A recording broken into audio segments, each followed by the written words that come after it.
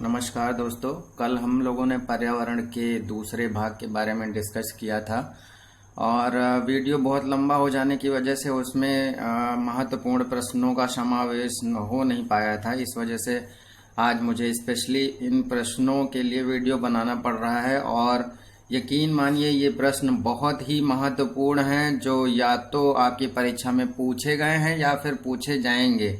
तो इनको प्लीज एकदम से रट्टा मार लीजिएगा। आइए डिस्कस करते हैं। पहला क्वेश्चन, भारत में पारिस्थितिक असंतुलन का प्रमुख कारण वनों को काटना या वन उन्मूलन है। जो सबसे महत्वपूर्ण कारण है भारत में पारिस्थितिक असंतुलन का यानी पारिस्थितिक तंत्र के बिगड़ने का, वो है वनों को काटना या वन उन्मूलन, जो आजकल बहुत तेजी से शहरों के निर्माण की वजह से हो रहा है।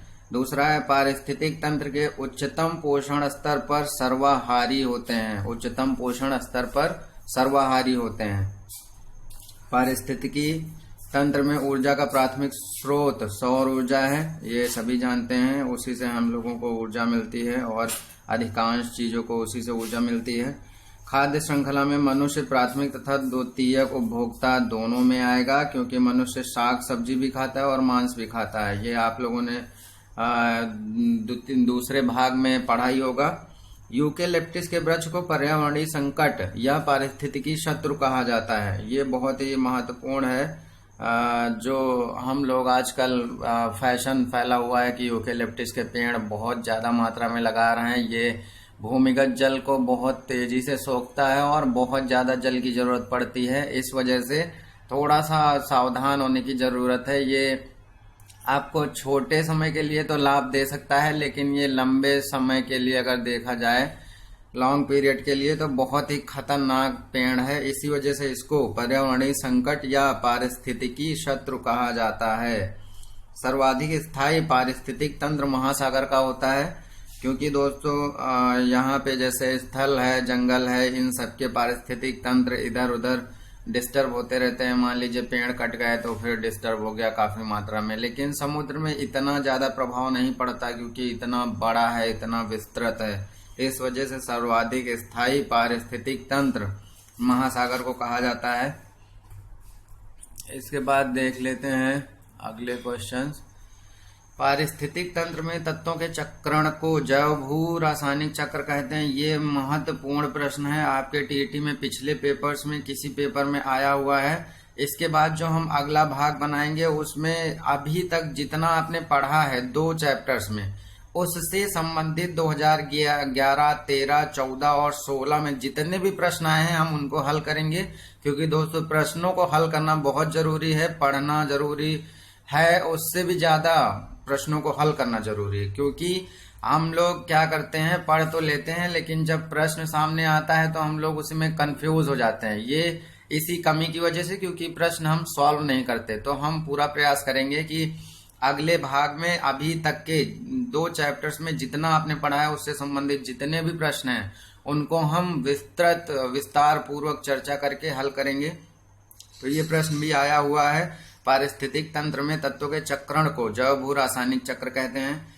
चिपको आंदोलन पेड़ों की कटाई को रोकने के लिए किया गया एक महत्वपूर्ण आंदोलन था।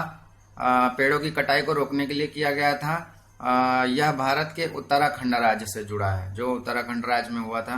भारतीय वन्य जीव संरक्षण अधिनियम 1972 में लागू हुआ। ये दोस्तों इम्पोर्टेंट है आपके लिए। और इसके बाद पर्यावरण संरक्षण अधिनियम 1986 में लागू हुआ। ये भी आया हुआ प्रश्न है, आपके टीटी के पिछले पेपर्स में आया है, आप लोग देख लीजिएगा तो जरूर याद कर लीजिए। वन संरक्षण अधिनियम 1980 में लागू हुआ।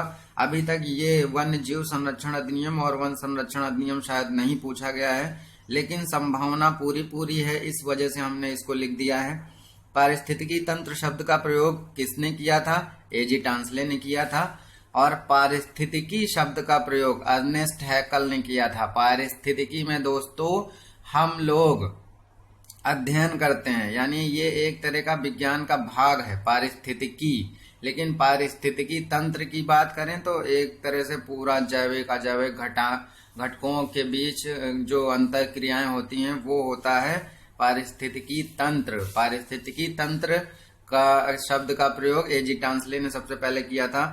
प्रकृति में ऑक्सीजन का सबसे बड़ा स्रोत हरे पौधे हैं। दोस्तों आप लोगों को पता ही होगा, प्रकाश संश्लेषण की क्रिया द्वारा हरे पौधे ही ऑक्सीजन बनाने में सक्षम होते हैं। इस वजह से प्रकृति में ऑक्सीजन का सबसे बड़ा स्रोत हरे पौधे हैं। वायुमंडल में नाइट्रोजन गैस की प्रतिशत मात्रा 78.09% है। अगर आपको ऑप्शन में 78% भी मिलता है तो आप 78% भी लगा सकते हैं। बहुत ही महत्वपूर्ण क्वेश्चन है। एक पोषण स्तर से दूसरे पोषण स्तर में ऊर्जा का कितना भाग स्थानांतरित होता है? दोस्तों दूसरे भाग में हमने विस्तार पूर्वक बताया कि कैसे 10% ही ऊर्जा का स्थानांतरण एक पोषण स्तर से दूसरे पोषण स्तर में होता है।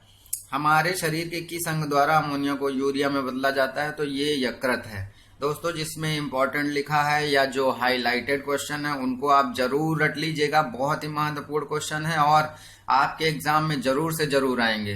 और आज के लिए इतना ही। ज्यादा से ज्यादा शेयर करें, लाइक करें और चैनल को सब्सक्राइब करें, जिससे आगे के जो वीडियोस हैं आपको मैसेज के थ्रू मिलते रहें। क्योंकि दोस्तों बहुत लोगों ने पहला भाग देखा था, करीब 300 लोगों ने, लेकिन उसके बाद के भाग शायद फॉरवर्ड ना होने की वजह से उन तक पहुंच नहीं पाए हैं। तो इस वजह से आप जैसे ही इस लिंक को कहीं से भी पाते हैं उसको सब्सक्राइब कर लेना कि दूसरे के भरोसे ना रहना पड़े और आपको अगले जो भी भाग हैं आपको तुरंत मैसेज के थ्रू मिल जाएं। बहुत बहुत धन्यवाद।